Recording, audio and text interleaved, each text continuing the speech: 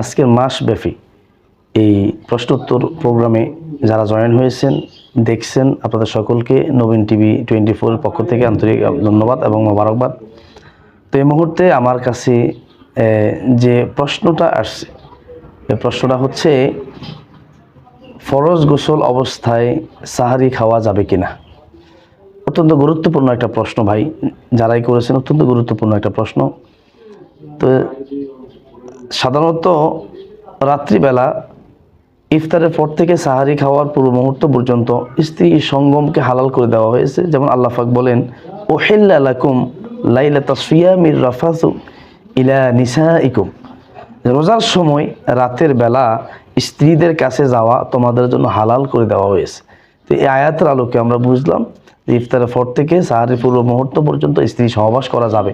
হ্যাঁ, তবে কেউ যদি স্ত্রী সহবাস করার পরে যদি কেউ গোসলটা যদি যথা টাইমে করতে না পারেন, এখন আপনি হঠাৎ করে ঘুম থেকে জেগে উঠলেন, দেখলেন যে অল্প কয়েক মিনিট সময় আপনার হাতে আছে সাহারি খাওয়ার শেষ সময়টা, তো আপনি মনে মনে বুঝলেন যে না, আমি যদি এই মুহূর্তে যদি আপনি গোসল করতে যান তাহলে আপনি সাহারিটা খেতে পারবেন না।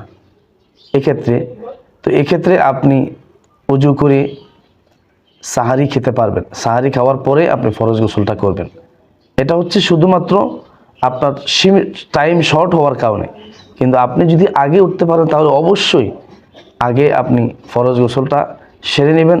আর সবচাইতে উত্তম হবে যখন আপনি এই স্ত্রী সঙ্গমটা শেষ করেন, এর পরপরেই যদি আপনি গোসল করে শুয়ে যান তাহলে আলহামদুলিল্লাহ ওটা সবচাইতে উত্তম হবে, ওটা সবচাইতে বেটার হবে।